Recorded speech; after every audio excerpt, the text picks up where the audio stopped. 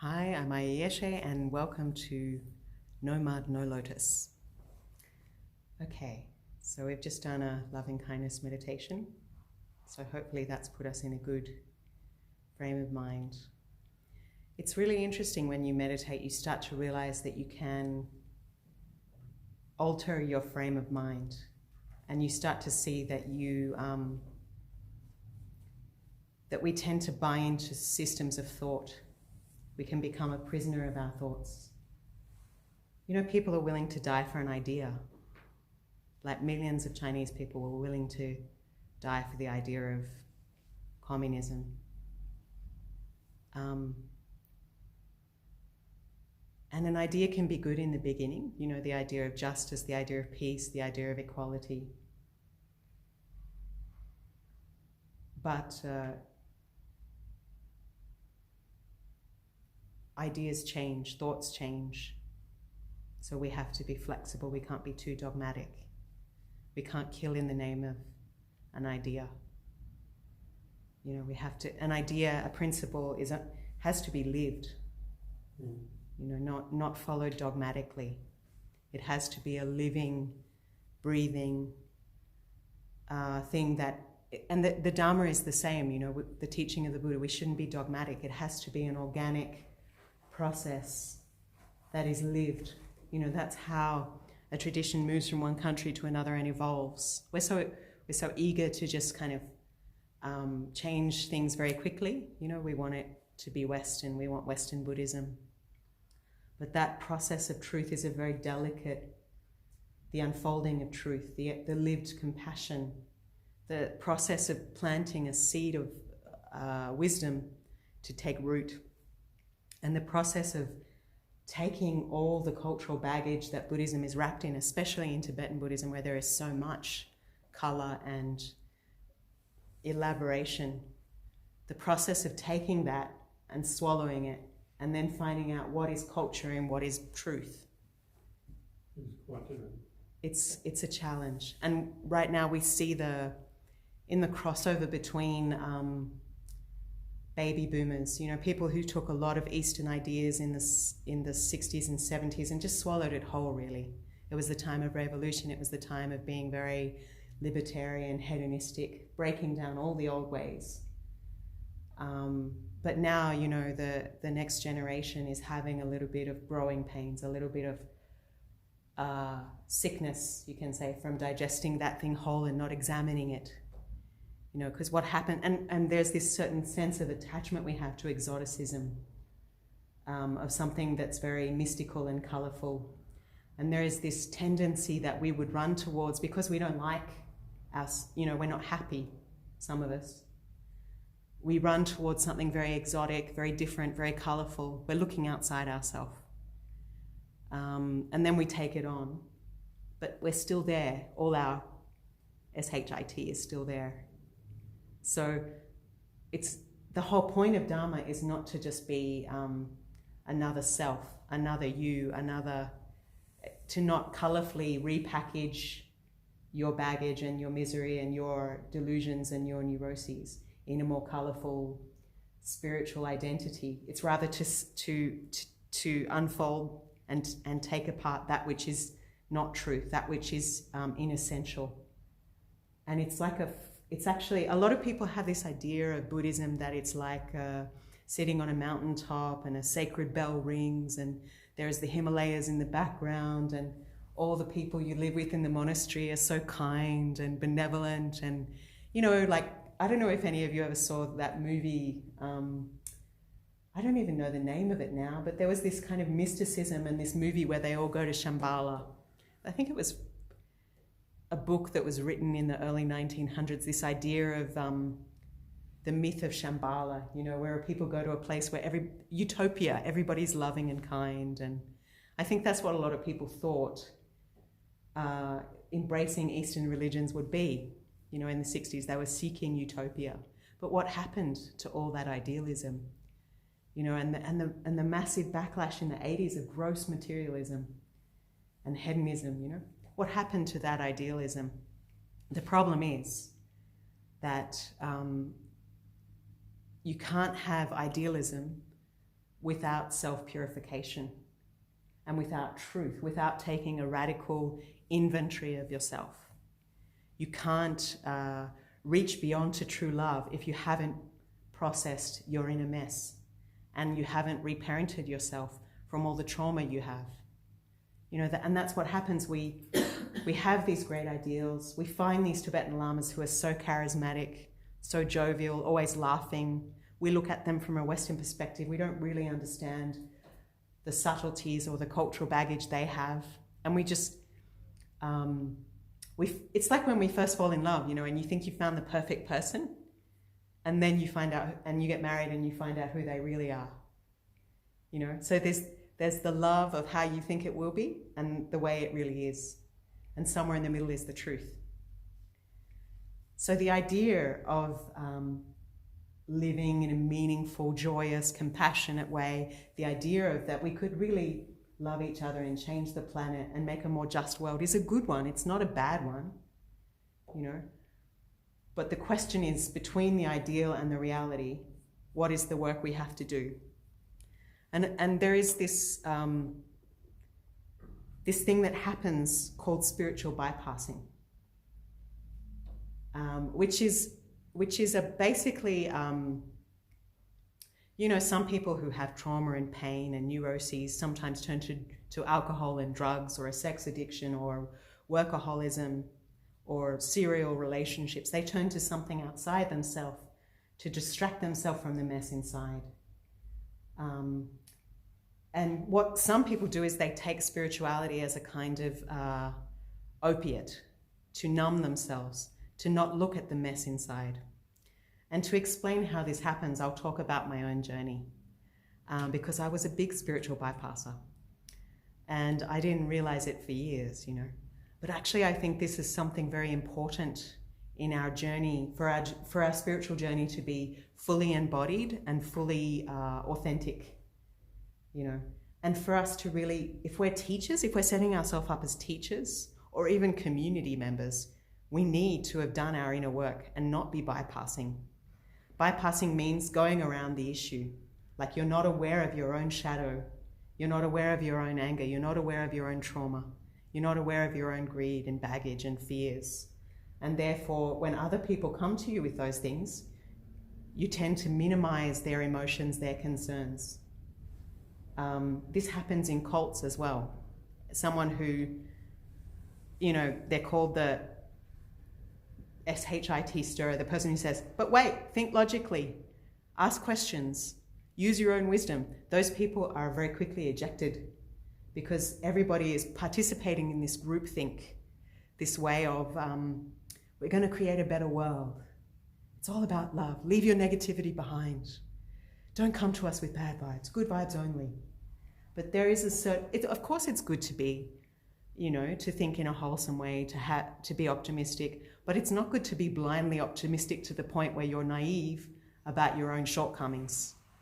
The most dangerous person is not the one who is always negative and realistically so that they see their own faults. The most dangerous person is the blindly optimistic one who is unaware of their own shadow and who is secretly controlled by their own shadow.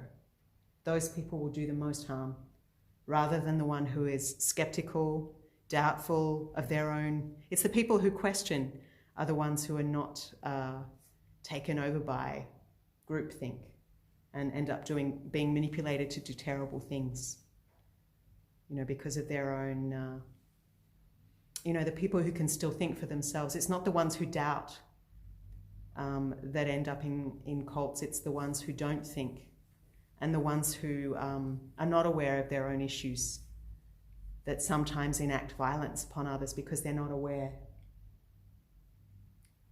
So when I was 14, my father died of cancer. Until then, I'd had a pretty normal life. And then I kind of went into this massive depression, and I started thinking, what's the meaning of life? Because nothing around me was very meaningful. You know, everybody was just kind of, you know, finish school, get a job, make money. But suddenly I realized we're going to die. Death could come at any time. I can't rely on anything. So in this short moment between birth and death, what am I going to do to make a difference? What's the point of it all? How do I deal with this gaping pain inside me? And nobody around me really wanted to engage with the intensity of what I was feeling. Nobody had the answers. People were afraid. It's like they're sitting on the edge of a precipice and they're afraid to jump. They were just gliding along the surface. And I just thought, what's the point, you know? What's the point of gliding along the surface? So I left home and I became a hippie, and I went in search of the meaning of life, and I hitchhiked around Australia and had relationships and did sex, drugs and rock and roll and embraced all kinds of weird ideas like yoga, fruitarianism, LSD, hedonism, asceticism, whatever you can think of. Bit of Osho, all kinds of things. And you know, usually those things would make me feel good for a short time, but after a while, my own negative emotions would still be there waiting for me, my baggage, my emotional baggage, my grief.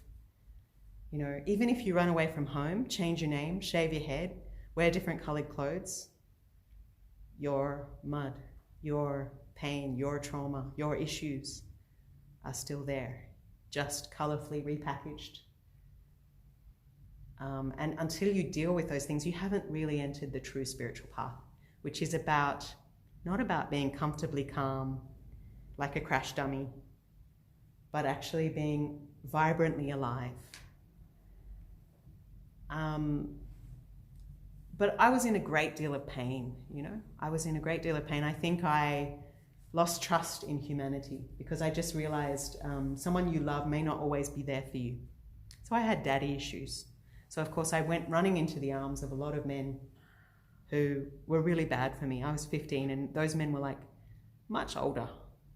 And I had no boundaries. I was wide open, I was grieving, and I got abused. And I also had very little money. I didn't have a home, I couldn't afford rent. So it's a perfect storm for abuse to take place. And in the hippie community, there is a whole bunch of spiritual bypassing, you know, a whole bunch. People just turning a blind eye to child abuse, a lot of dysfunctional relationships, older men and much younger women, teenage girls really. And a lot of justification, you know, a lot of justification bullshit really around why statutory rape is okay, why the objectification of women is okay, free love, why it's okay for a man to get a woman pregnant and abandon her. You know, I used to think about that a bit. I used to think, like, we talk about love. We used to think we were so much better than those straight people. We thought we had this amazing divine community and that we were so much more enlightened than everybody else working in the 9-to-5 world, you know, that we'd found something, we were special, and that we knew about love, whereas everyone else was asleep, you know. We were kind of arrogant, really. And now I look back and I just think we talked about love a great deal, but we didn't really love a great deal. We were quite selfish in the sense that people would follow pleasure, and as soon as pleasure required responsibility, stepping up, and real love and commitment, those people melted away. If anyone got sick, if anyone got old, if anyone was disabled or unattractive or troubled, they were just magically avoided, moved out of the group. You know, if a woman got pregnant, she was abandoned. You know, and yet it was these spiritual ideas like,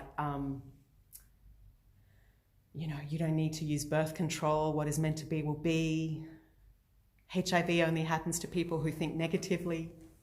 Crazy ideas. Your sickness is a manifestation of your low vibration. What a head screw, you know. But it happened, you know, people got HIV, people got pregnant, and there was no accountability, there was no responsibility. And all because we'd run away from the real world, but the real world was still there. That's the thing. You can think that when you become a Buddhist, you're going to become a better person, but all your baggage is still there. And the path of Buddhism itself is not avoiding those things. The spiritual path is those very things. The thing that is tying you down is also the thing that will teach you something and set you free.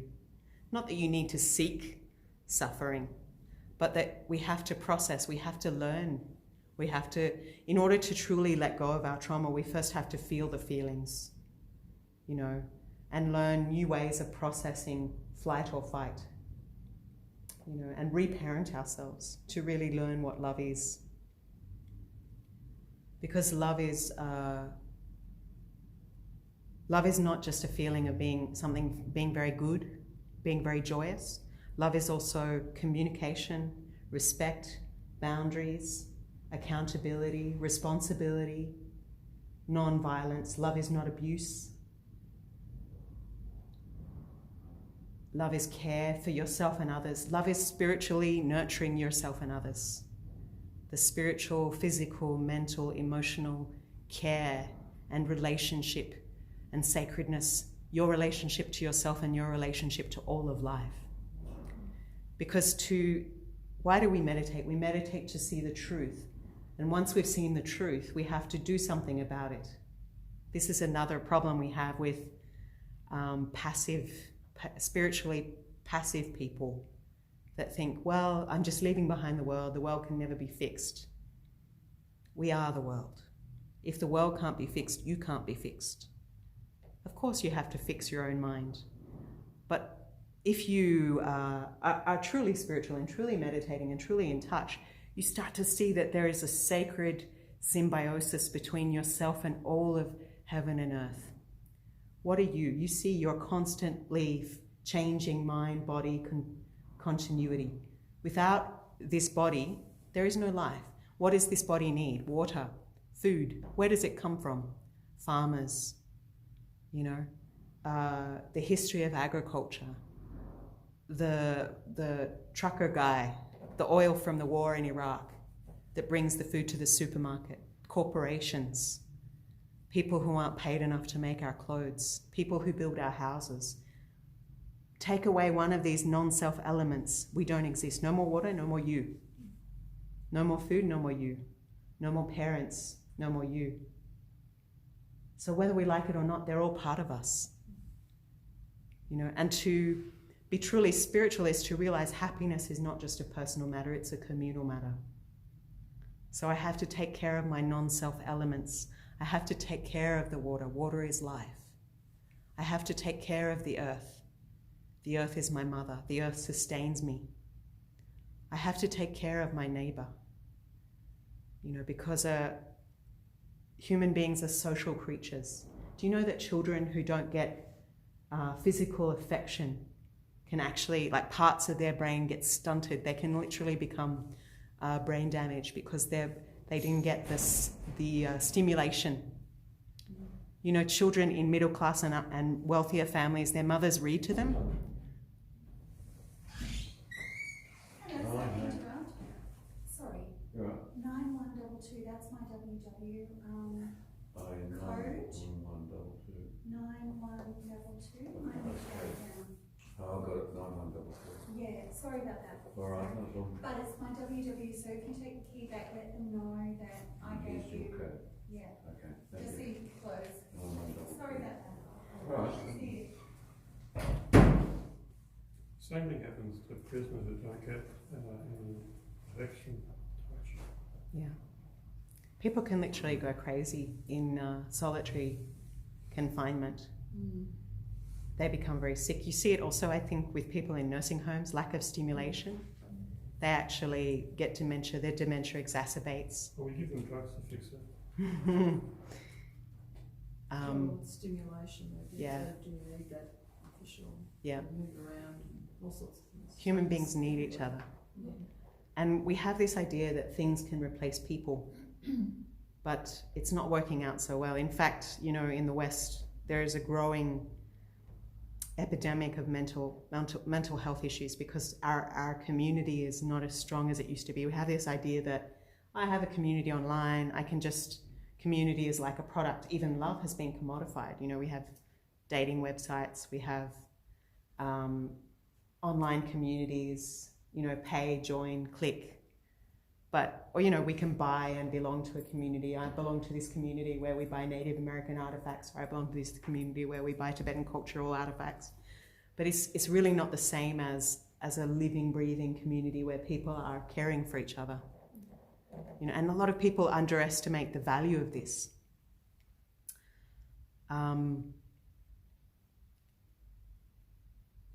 So we've lost not only connection to community, we've lost connection to our own inner goodness, our own basic, like a lot of people in the West actually don't have the skills to just look at their own mind. And because from the moment we're born, we're drawn outwards. We don't know how to, and we're just putting a lot of stuff in our mind, a lot of clutter, but we're idea hoarders, but we don't know how to simplify, how to find what is truly important. We could be educated in 100,000 things, but what is the thing that will give you freedom and peace? What is essential and what is inessential? We don't know these things. And we're quite down on ourselves as well, you know. We overthink and we focus on what is not good enough about ourselves. These are generalizations. These are. So the beauty of what the Dharma can offer us is a holding up a mirror to the mind, you know. But no matter what is appearing in the mirror, whether it's a demon or whether it's a deity, an angel or a devil, the mirror itself is unaffected. The nature of the mirror itself is clear, luminous, reflective. That is the nature of mind. That is the beautiful thing about the mind. No matter what we've been through, there is still a basic goodness knowing, basic good knowing, whole knowing. That is unaffected. That is beyond gender, birth, old age, death, and so forth. That we just can come back to. But to uncover that luminous nature, there is usually quite a few layers that need to come away. Things that arise. And often people will not want to engage with those messy things. They'll not want to engage with what emotionally triggers them. But if you don't fix those issues, those triggers, those things, those prisoners of the heart, you're going to force the world to have to deal with them. Your wife, your husband, your children, your community. The work you won't do for yourself, others have to do for you or deal with. You know. So what is the qualities of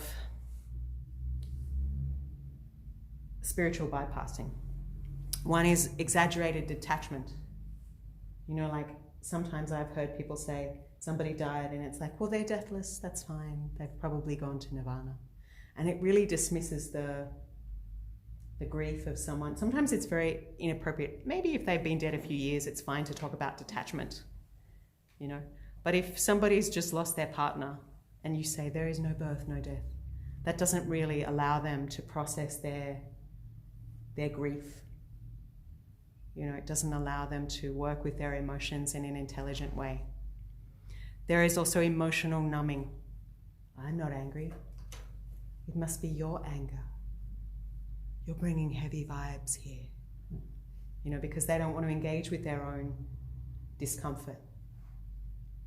People can become quite passive-aggressive in that sense.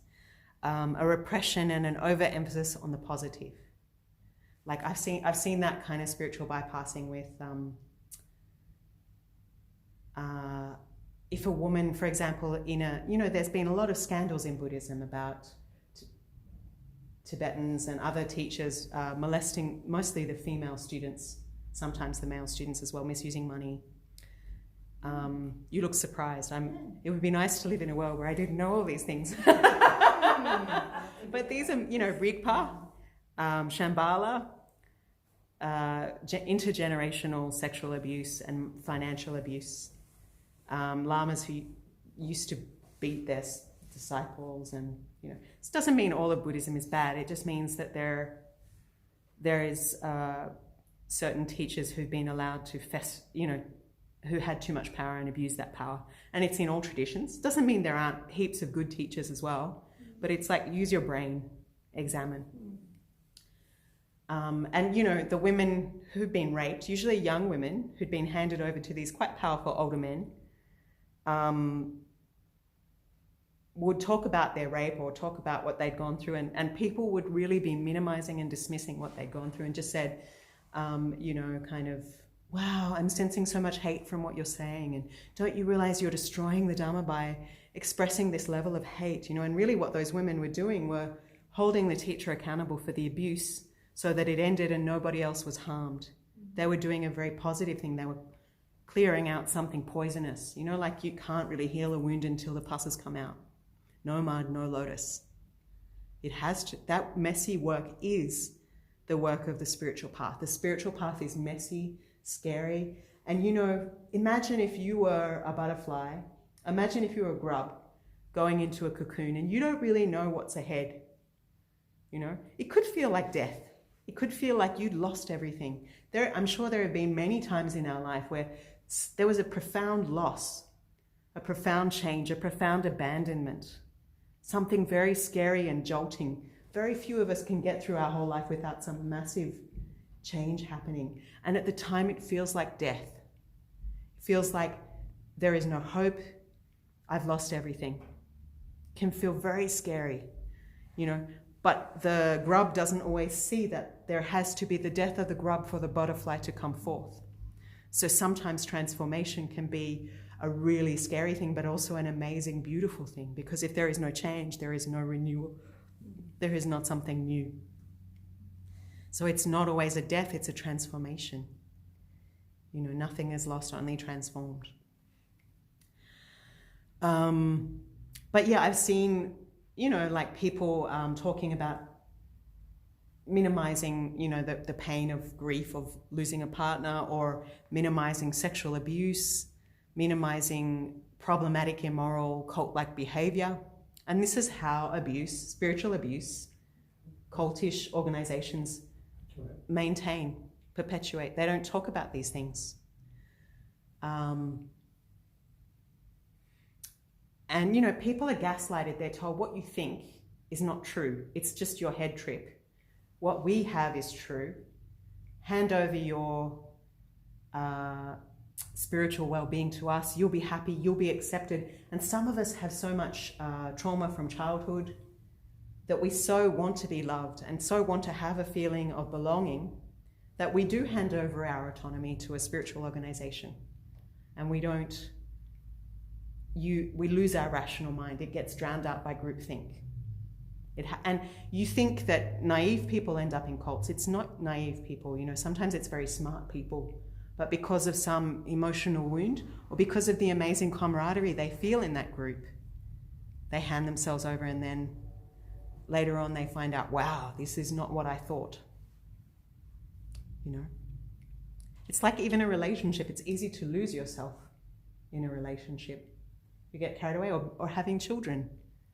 It's easy to lose yourself in that.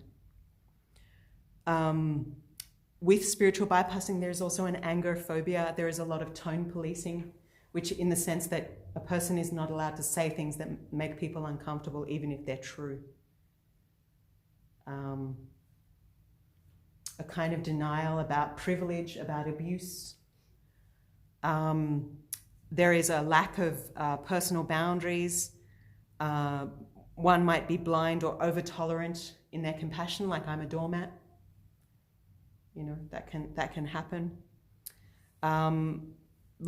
Unbalanced cognitive development, like more emphasis on cognitive intelligence rather than emotional intelligence or moral intelligence.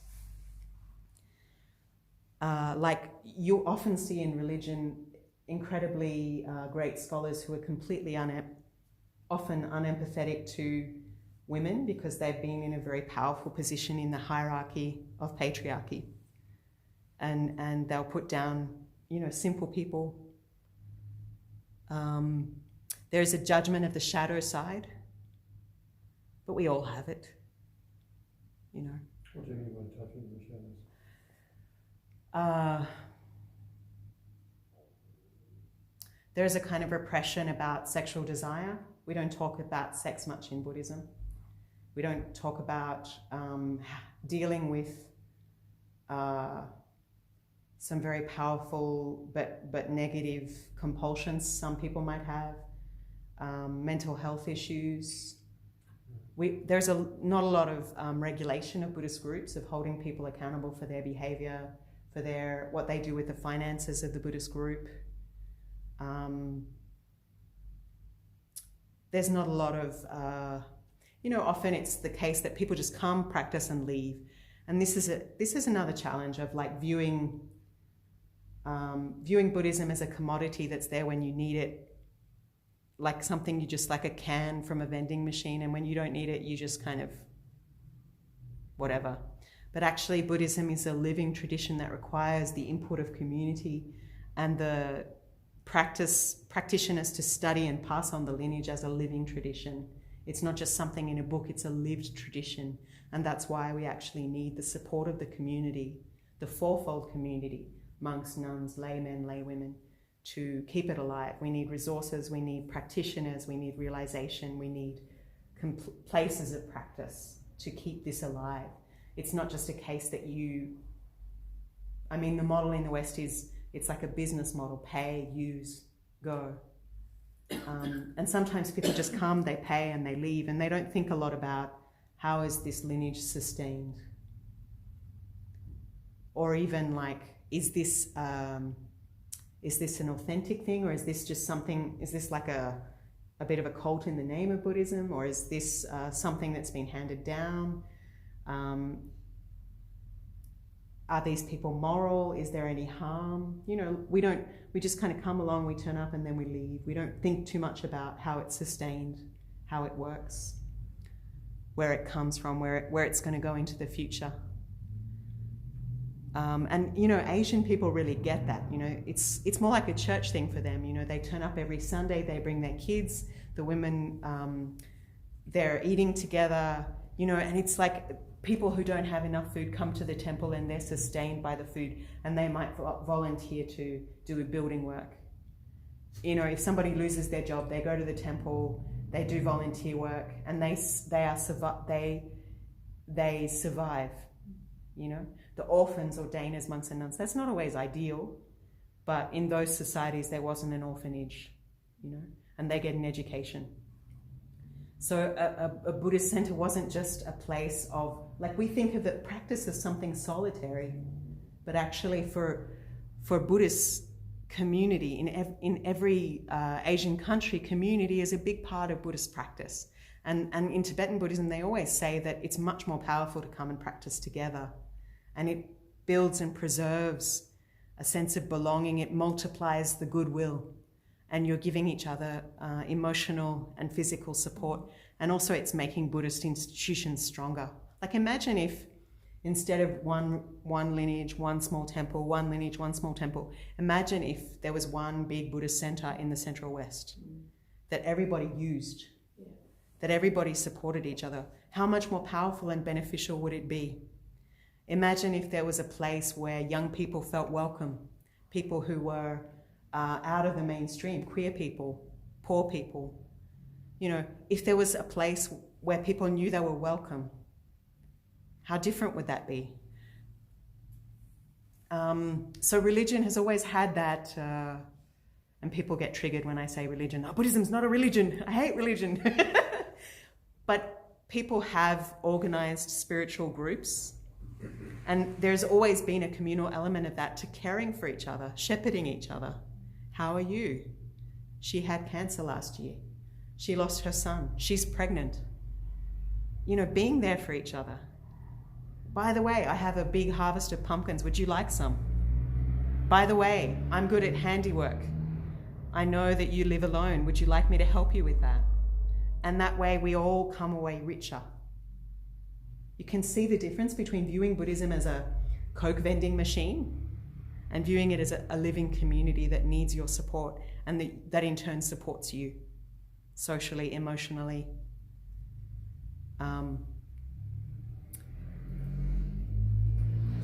And let me just finish this, and then another danger of spiritual bypassing is a devaluation of the personal relative in relation to the spiritual ultimate. So Say that again.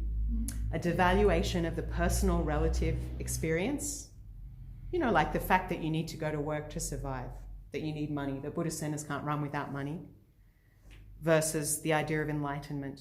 Everything will be fine, it'll work out. Very often it happens that You know, someone will come in and they'll say, I have this experience, and then other people will dismiss that experience. They'll spiritualize it away. Like a person of colour might come and say, I experience racism. An Aboriginal person might come in and say, I experience discrimination. And someone else will say, there is no colour. I see no colour. I see the Buddha in you. But do you really think that they're going to feel acknowledged? That their lifelong experience of racism and discrimination and feeling less than because they're Aboriginal is going to be helped by your generalization? Wouldn't the best thing to do actually be to engage with their experience in a compassionate and pragmatic way? What is it like for them? What is it like to be followed around the store because they think you're going to steal something? And what is the history of Aboriginal people in the fact, who is the big thief here? How much genocide happened for white people to be in this country? You know, why are they poor? Why do so many of them have drinking issues? Because they lost their land, they lost their religion, they lost their language, they lost their tribe. And then we took that away, and then we judged them for being socially dysfunctional. Not all of them, but those who are. We judge them for that. We judge them for not fitting into a culture that they never agreed to fit into. You know, we perform this ultimate act of violence on them, and then we judge them for it. So we're not, if we just say, you have Buddha nature, I see no colour, that is a spiritual bypassing, because we haven't fully acknowledged history, experience. We haven't compassionately engaged with their real situation. You know, if, for example, I was in Redfern or some dodgy place late at night, you know, and I'm a woman and I'm like about to go home, and I say to my male friend, I don't feel completely safe, can you walk me to my car? And they're like, you know, in this day and age, gender doesn't matter, you know, and I don't see gender. Or if I say to my male friend, that guy asked me really personal questions and stood really close to me and put his arm around me in a way I didn't feel comfortable with, and I'm a rape survivor. And they say, what are you talking about? It's fine. He's just a normal guy. Like, I didn't see anything wrong with the way he was talking to you. Who is right there? Is the woman right or is the man right? The woman is definitely right, because it's her body and her experience, and being a woman is different to being a man in this society.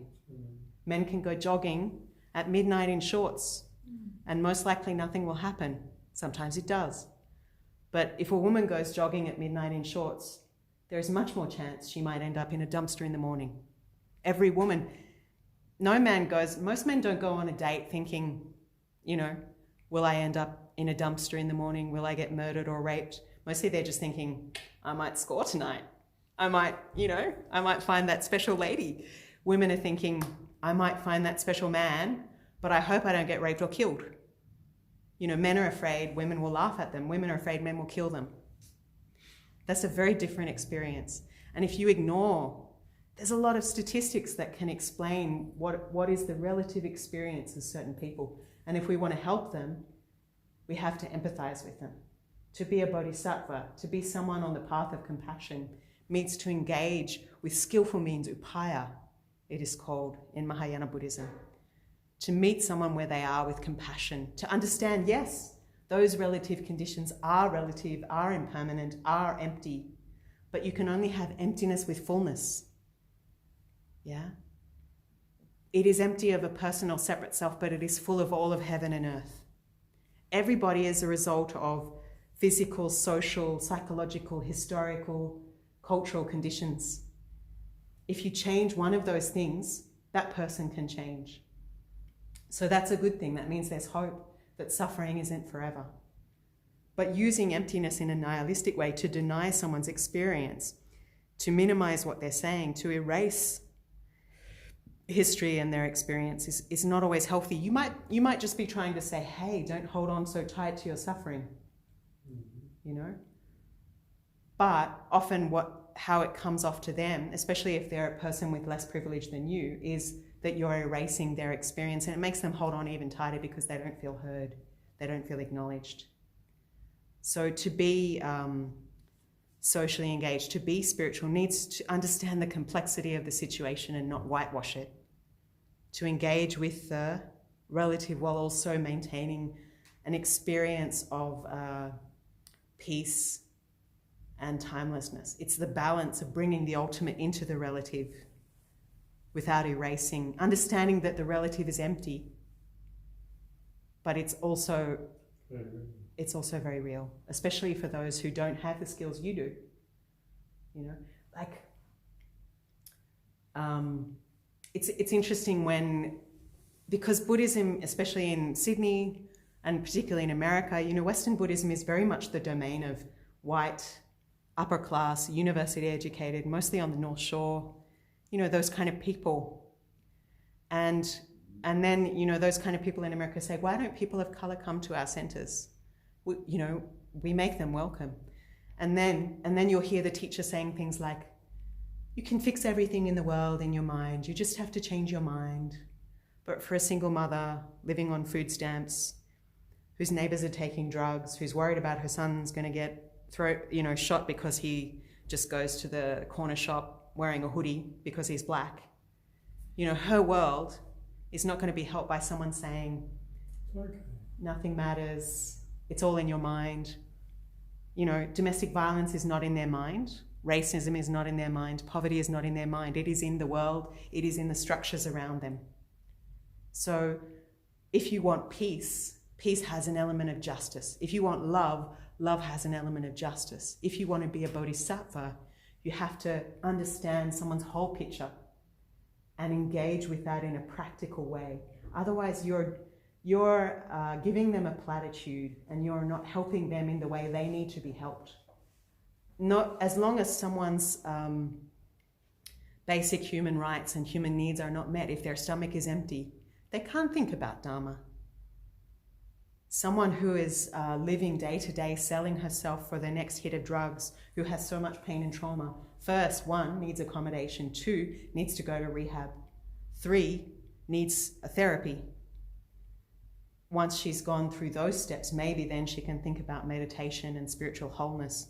And someone from the northern suburbs just saying, namaste, it's all inside, just change your mind, will not help her. And someone who does that is not really compassionate. They're on their own trip, but they're not really engaging. You know, the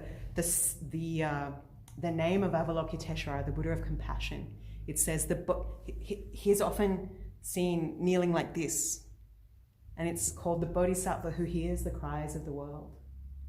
So first you have to hear your own cries, reparent yourself, and then slowly, as much as you can, be present for others as well and understand their conditions and understand that engaging with them, actually Christians are quite good like that. They have youth groups, they have older women's groups, they engage in practical ways with the community. They're woven into the community. They have schools, they have hospitals. Buddhists in the West are not so good at that. It's still an abstract form for elite people, which kind of needs to be maybe broken down a little bit. It's time for us to start taking the Buddha out into the street, to start breaking down systems of injustice, structures of violence, so that peace is available for everyone. That's what the Buddha did. The Buddha went out into the world and, you know, took his daily meal from beggars and kings alike. It was completely egalitarian, you know. It was one of the first democratic structures in the world was the Buddhist monastic Sangha, because everybody was equal, no matter the caste they came from. There was a hierarchy based on how long you'd been ordained, not how wealthy the family, how high the caste, how good looking you were, how much money you came from. And people were revered for their holiness, not because of what their background was.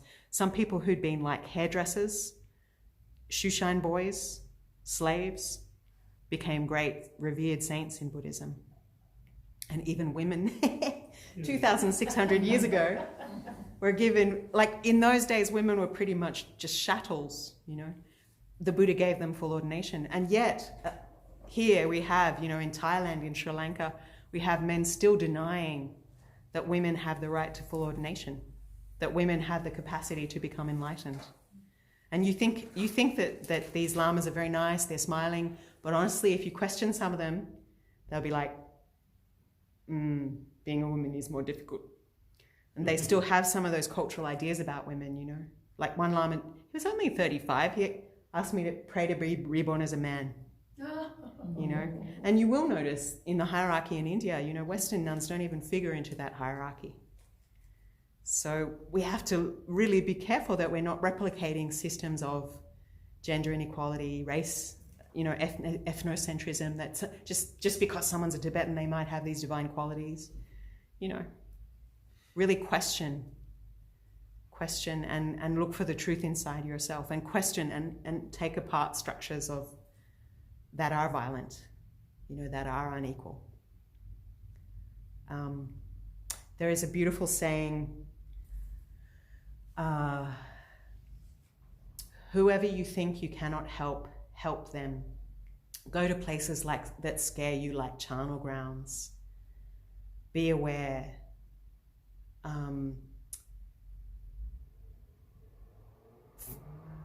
Find the Buddha inside yourself. In the future, your teachings will shine as bright as the sun in the sky. Did I say whoever you think you cannot help, help them? Yeah, I might have missed out on some of it, but it's like the essential message. This was Padmasambhava, who was the master who brought Buddhism from India to Tibet in the 8th century. One of his main disciples was a woman, the ex-queen of Tibet, Yeshe Sogye, who also was a rape survivor. And, you know, he was basically saying the spiritual path is shocking. And it's not about name and fame and being very comfortable and just wrapping yourself up in a different kind of ego, a different kind of identity. It's really about being shocked, being shaken out of your malaise, of your ignorance, your delusion, of being challenged. You know, and that's what revolution does. I don't mean communist revolution or something. I mean little revolutions that shake you to your core, that bring about the truth. So without those things, without those difficult, challenging things, we might not grow. So in a way, the compost grows the rose, no compost, no rose.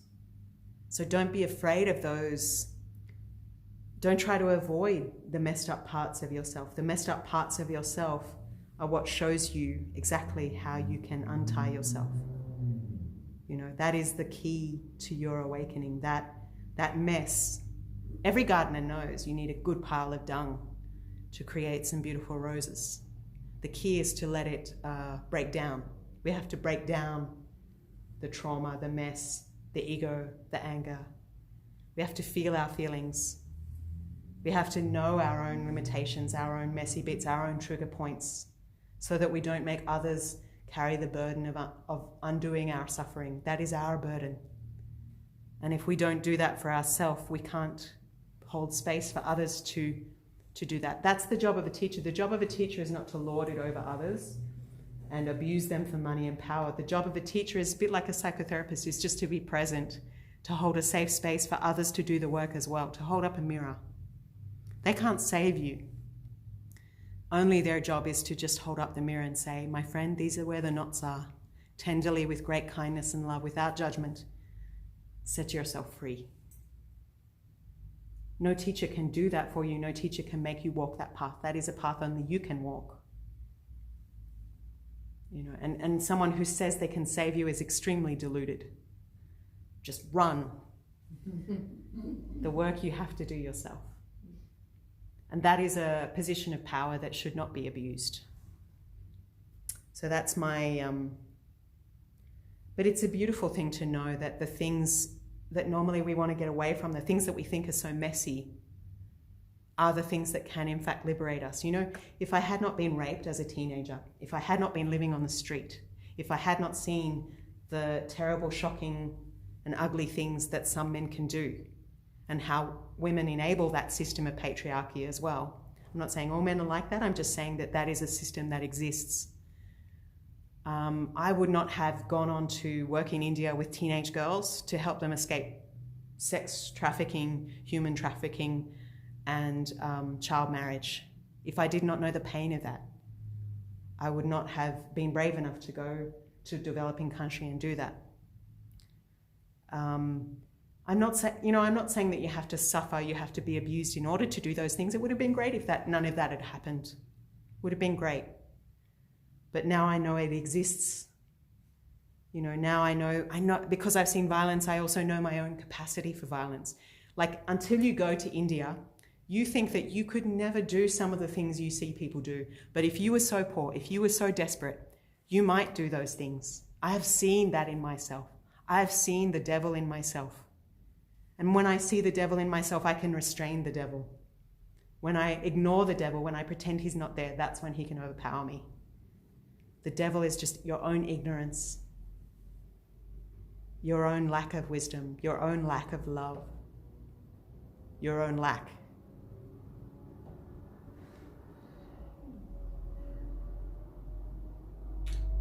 So that's my take on no mud, no lotus. Those very things that we find messy, painful, are the things that set us free.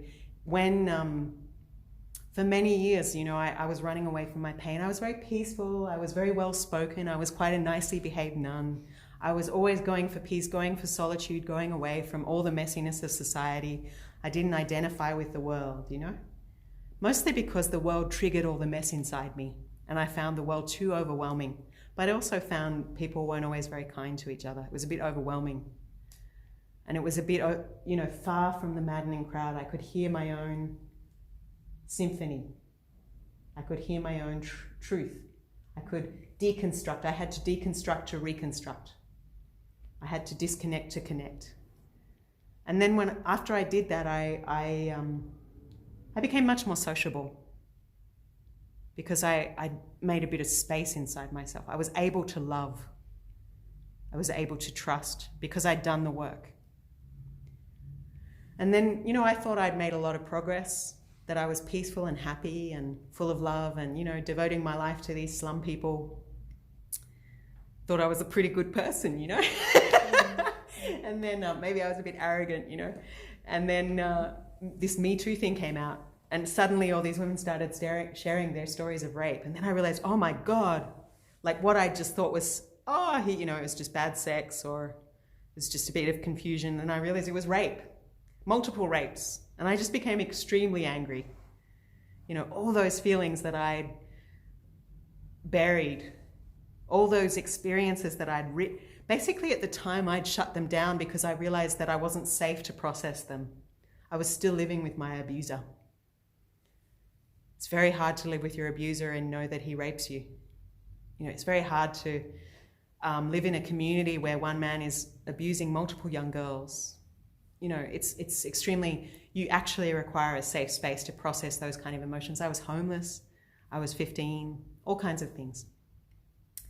Anyway, to cut a long story short, I went through a very strong process of speaking out and getting angry and becoming a lot more authentic. And I lost a lot of friends. I lost a lot of followers on Facebook.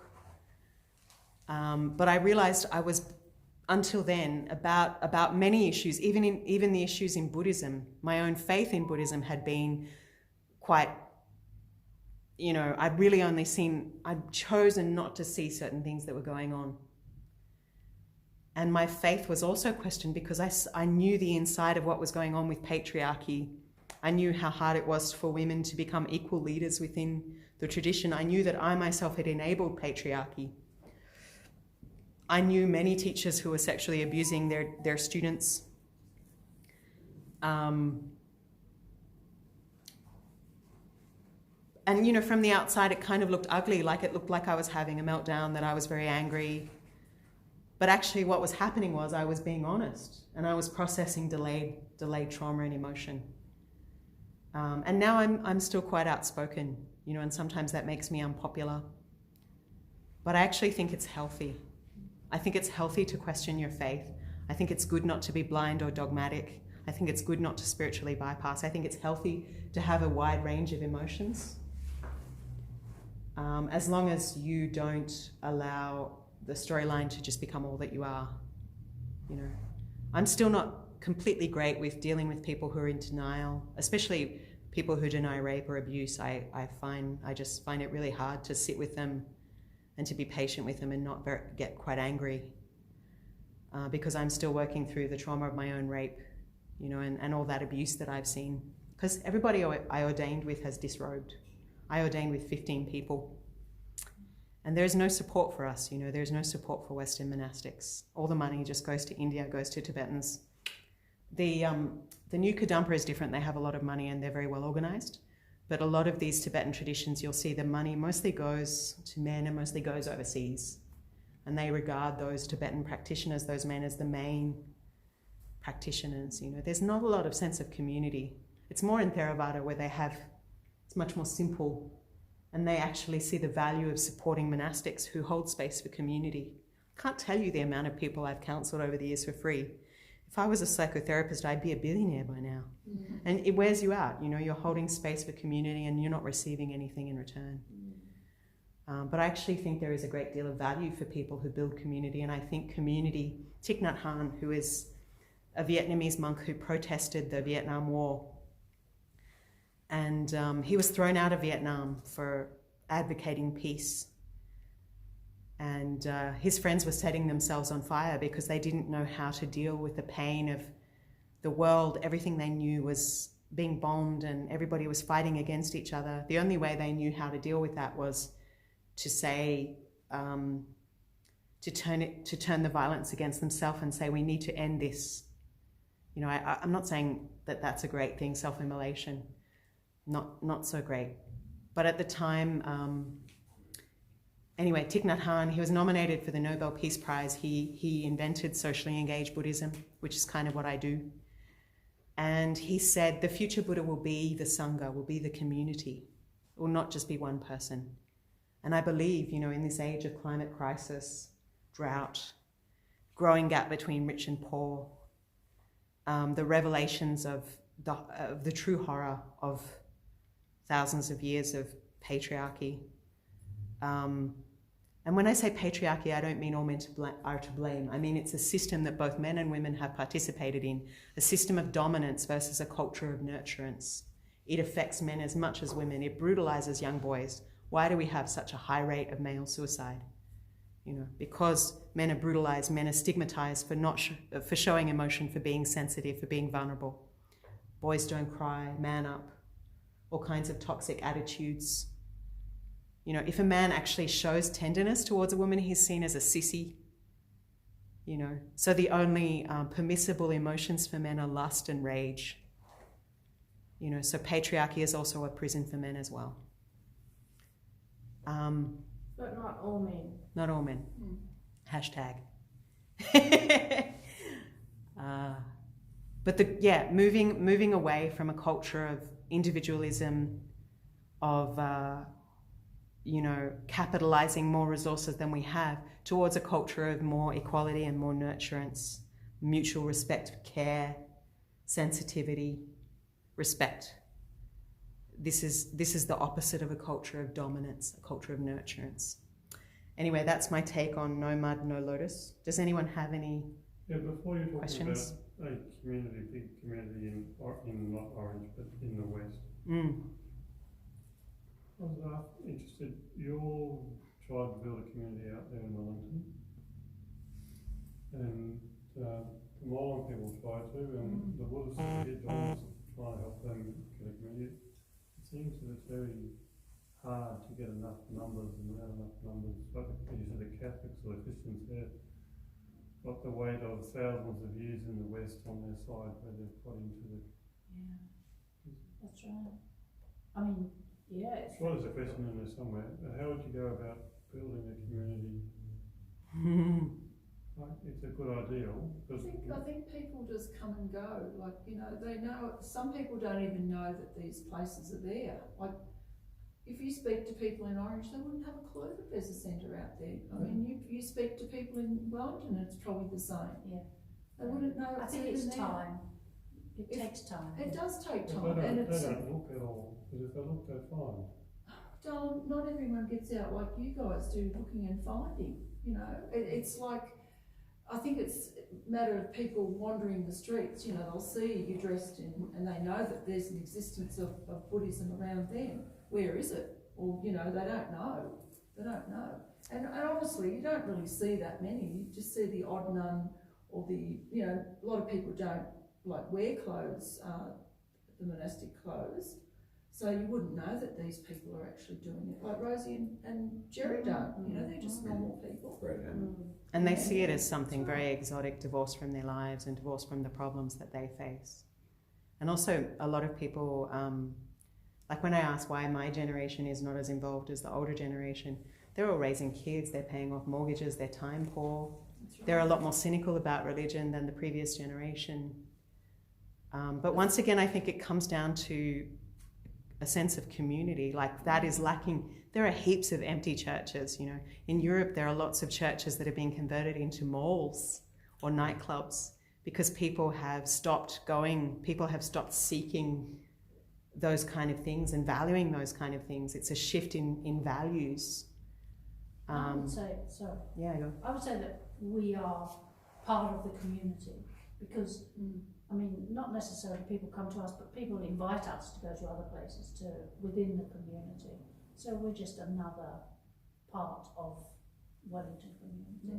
But they know that they can go to you, and I Yeah, love the idea that you've got the train there and you can come and have a chat, and you know the library's there and all that. I think that's very comforting. but we do things, like we do things with Bernardo's, we do things with the neighbourhood centre, Yeah. you know. But you are community because Yeah. you are actually out there in the community. That's right, Mm. yeah. Yeah. Because the Dalai Lama told us to. Yeah. Get out in the community, help other people like Yeah. Christians do, like Ayesha was saying. Well, when you're actually that's your job. That's what you've taken on as your job or your career. So